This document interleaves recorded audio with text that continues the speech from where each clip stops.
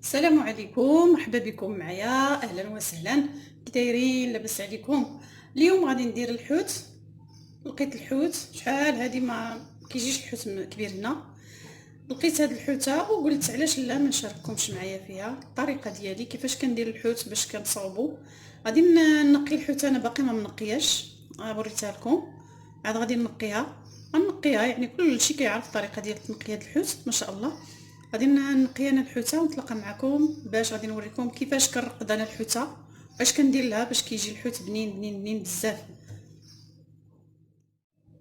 بعد ما نقيت الحوته انتما كتشوفوا، حيدت لها كاع القشور ونقيتها مزيان وحليتها مزيان. هانتوما كتشوفوا بهذه الطريقه هذه كناخدها كنرشها بشويه الملحه، غير شويه لان الحوت راه مالح وما خصناش نكثروه. غندير غير شويه الملحه على هذا الشكل هكا، غير نرشها شويه. كناخذ الحامض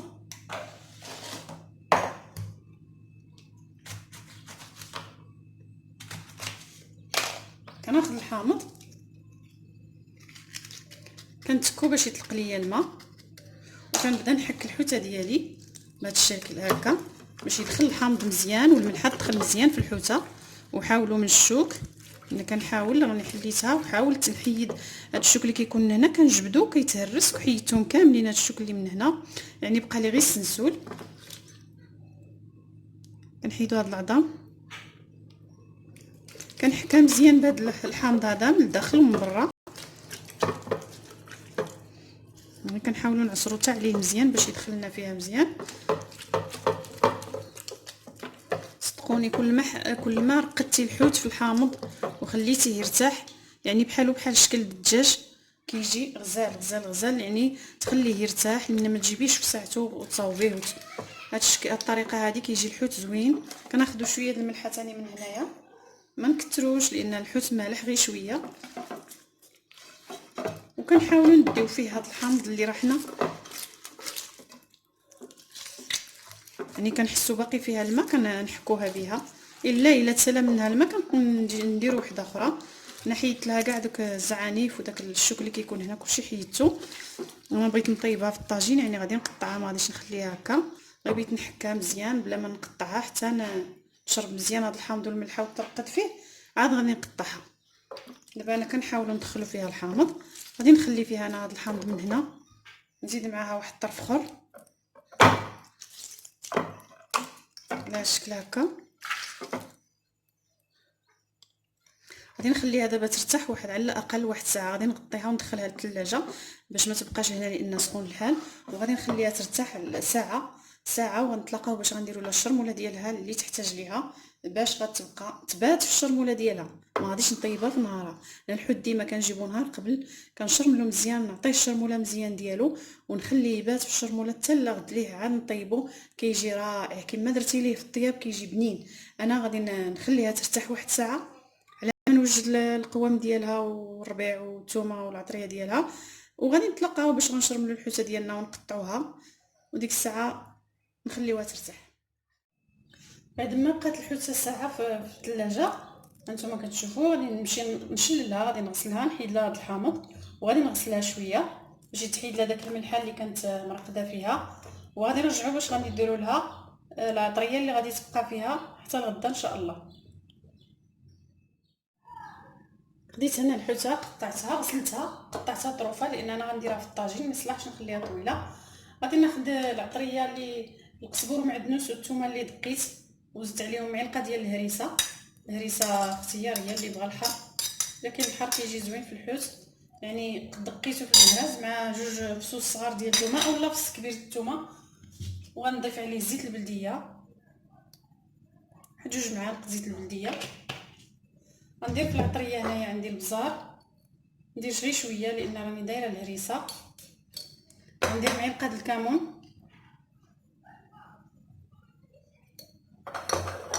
سكينجبير، معلقه ديال السكينجبير، معلقه ديال التحميره،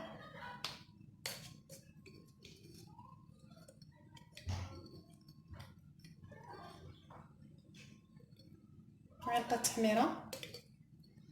نخلط هاد الملحه ما غاديش نديرها لان الحوت راه ترقد ساعه في الملحه، راه شرب الملحه.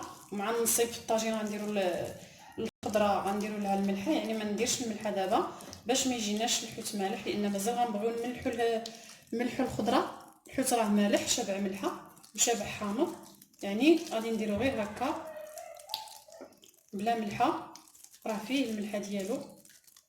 داكشي علاش رقدناه ساعه قبل باش يشرب الملحه. غادي نرقد انا دابا هذا الحوت هذا هكا على هذه الطريقه، وغادي نخليه يبات ان شاء الله حتى الغدا، عاد غادي نصب ليه. لان الحوت راه بحال الدجاج، الا ما ترقدش ما كيجيش بنين. خصوصا حنا راه ما كاينينش حنا حتى البحر، يعني راه الحوت كيجي ويبقى ما عرفت امتى كنشريوه، يعني ماشي بنهارو. يقدر يكون ديال البحر يجي بنين في نهارو، ولكن هذا الافضل خصو يترقد باش يجي زوين. غادي نديرو في واحد الباط باش ندخلو للثلاجه. غادي نعصر عليه هاد نص حامضه، الحامض كيجي زوين مع الحوت. غادي نعصرها عليه، ماشي نص، ما كاملاش نص.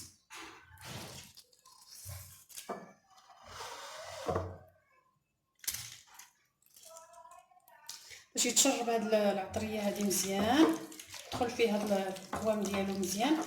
وغادي نخليه كما كتشوفوا. غادي نديرو في واحد لابواط.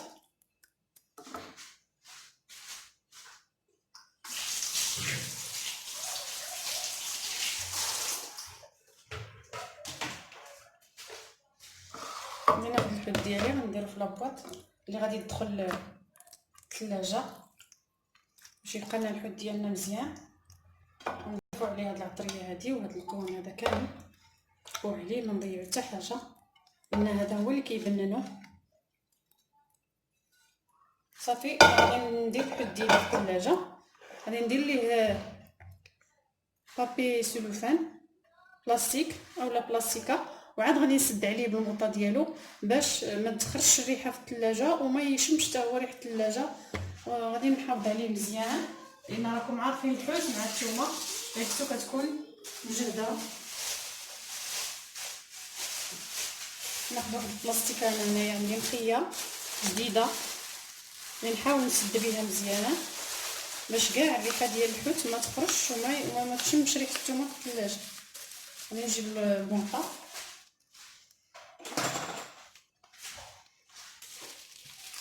غادي نسد على لابوط هكا، نحاول نزيرها مزيان باش ما تخرجليش الريحه ديال الثومه. غادي نخلي انا الحوت ديالي تغدا ان شاء الله، وربما غادي نتلاقاو في واحد الرحله جديده ان شاء الله. ربما مازال متاكداش، ولكن ان شاء الله غتجي عندي اختي، غادي نمشيو رحله وغادي نتلاقاو تما ونطيبوه في الرحله ان شاء الله. دابا حنا في الطبيعه، حنا جالسين، اختي بغات تنصب الطاجين، ها هي كتستعد ليلو. قطعت البصله. اش غديري اختي غزلان؟ غادي ندير واحد شويه الزويته هي الاولى. ايوا اش غنقول لك، حنا جبنا العطريه وكلشي وخلط معسيس. ياك دابا غير ديري نصيب في غادي ندير الطبيعه. نصيب ديال الطبيعه. هاك غادي نديرو البصيله هي الاولى هكا. ها فيه البصله. نتوما كيف ما كتشوفوا، المهم هاد الطاجين هذا راه غادي يطلع بنين لانه في الطبيعه. اييه غادي نديرو هكا البصله نفرشوها هي التحتانيه، كتطلق ديك البنه كتحمر. واخا مزيان. تجي ما بغيناش نجيبو قوه القراعي. وديك النهار جبت معايا الزيت وتزلعات ليا، دابا خلطنا كلشي في الطاسه. معليش هكا غادي يطلق البنه ان شاء الله ويجي.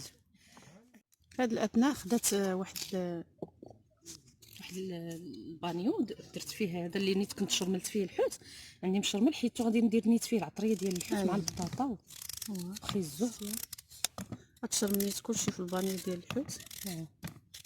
جبنا الحوت للطبيعه، يعني صورته معكم وجدتو البارح، كان البارح الحوت السبت وشرملته وبات في الكونجيلاتور. دابا جبناه معنا نبدلو الدجاج واللحم هذاك الشيء.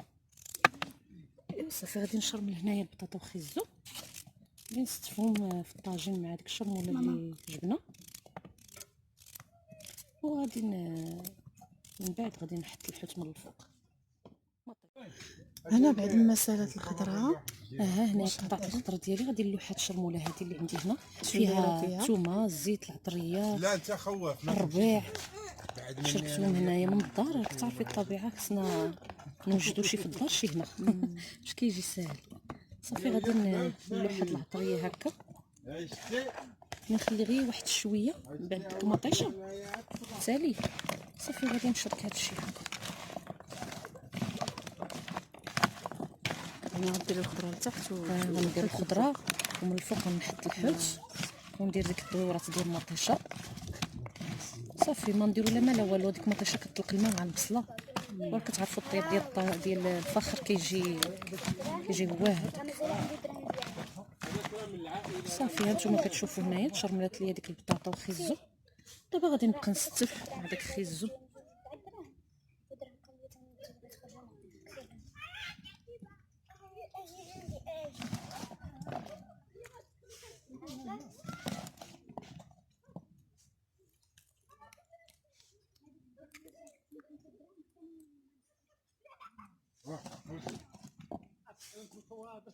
ديالي حطيتي 5 دراهم هنايا الناس كهايعوا جوج ماضلي. انا اللي خصني خلاص هاد الشريط هذا في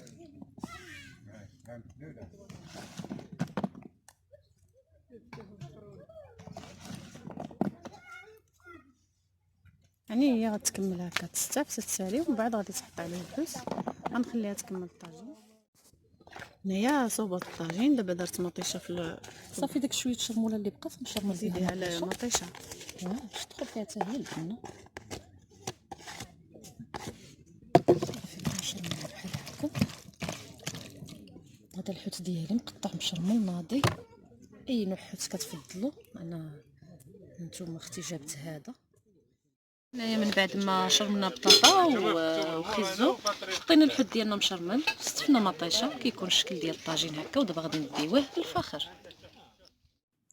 هذا هو الطاجين ديالنا بعد ما وجد. نتمنى يعجبكم، وهنا كتسالى الرحله ديالنا.